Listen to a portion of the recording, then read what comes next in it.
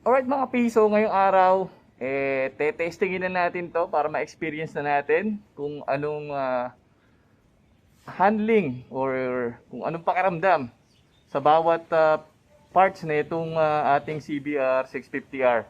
Tara, samahan nyo ako mga pis.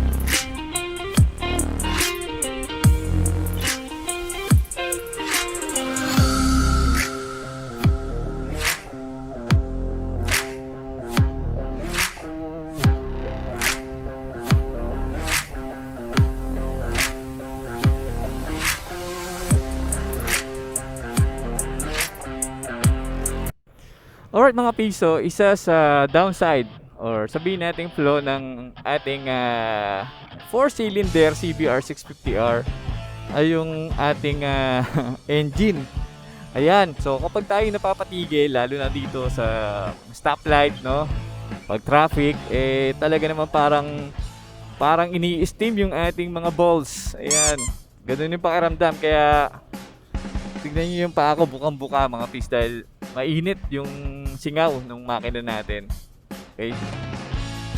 So pangalawa, yung ating switch, no, yung placement ng bosina saka yung ating signal light switch ay baliktad, no. Kung makikita nyo, ito nasa gitna. Ayan. Sabi ko na rin niya sa previous video ko mga pis. At yun nga, sanay tayo na nasa ilalim, no, pinakababang part ng mga switches yung ating bosina, no. So gamayan lang naman niya mga pis. Halos lahat naman ng bagong motor ng Honda, maging mga scooter, ganito na po yung kanyang switch. So kailangan lang nating sanayin, no.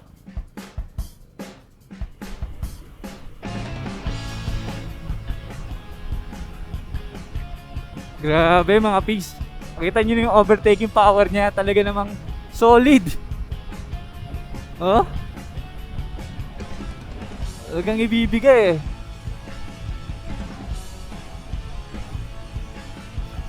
At hindi nga, medyo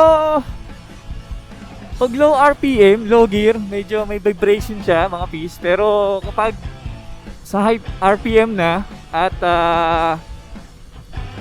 nagpalit na tayo ng gear papuntang siguro mga third pataas, so wala na siyang smooth na yung kanyang engine, no. Wala nang problema.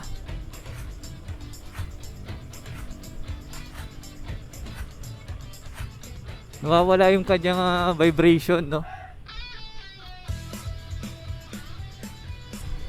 Ayun, saka yung mga shock niya mga pis. Okay na okay, hindi masyadong matagtag, no. Siyempre, Showa yan mga pis. Baka naman. Ayan. At yung kanyang mga brakes. Ayan, wala kasi yung brake sa harapan mga pis.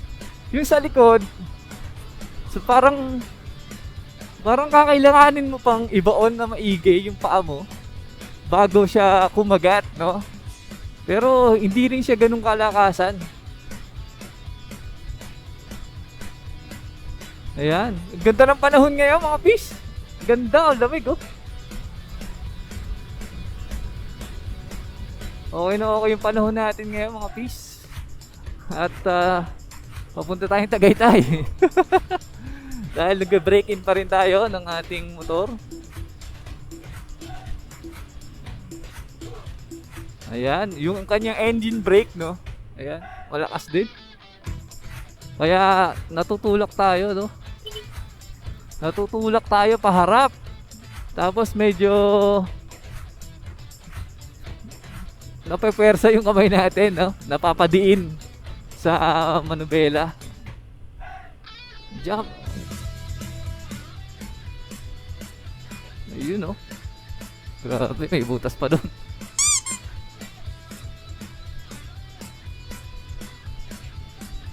Laban, no? Sarap. Sarap ng panahon ngayon, mga peace. Para mag-rides.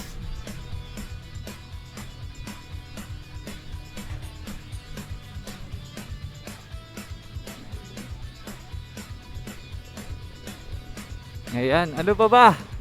Ano pa ba ang Okay, yung braking, yung power, mga peace. Talagang binibigay, no? Sabi ko nga kanina, overtaking, nasa mid yung kanyang power band.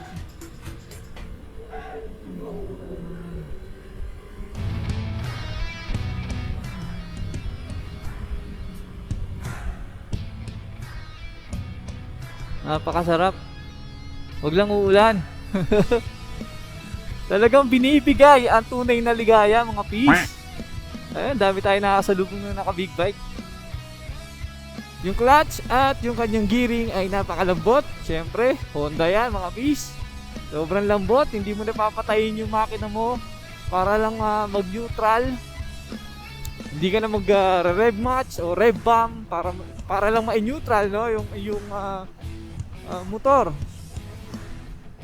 Okay. So, next naman tayo, no? Doon sa kanyang handlebar at foot peg. So, medyo mataas yung handlebar. Yung foot peg niya, mga peace, ay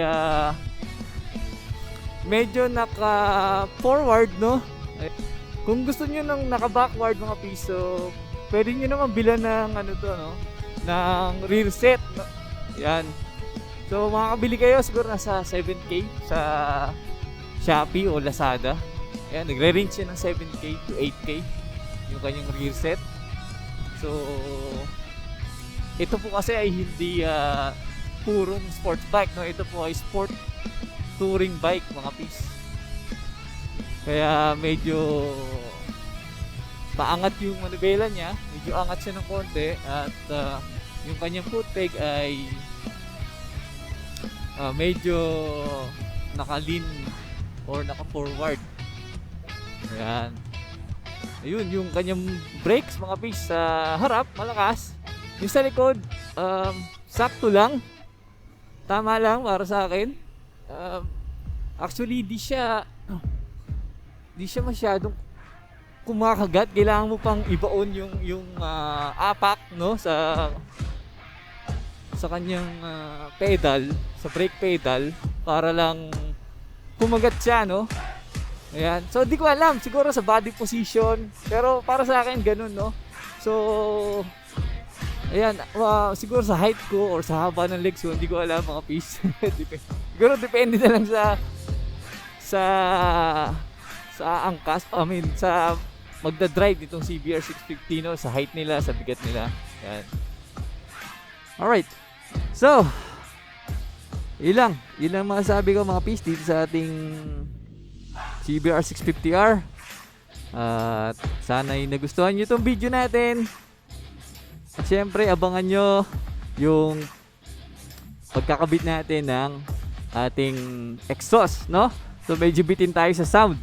Syempre, stock pa to. So abangan nyo yung video natin na yun. Alright. So kung nagustuhan nyo yung video natin ngayong araw na to, please like, share, at subscribe itong ating YouTube channel. At balagbagin nyo na rin yung notification bell para lagi kayong updated sa mga bagong videos na ilalabas ko. So hanggang sa muli, mga peace. See you sa next content. Ride safe, stay safe, and peace out.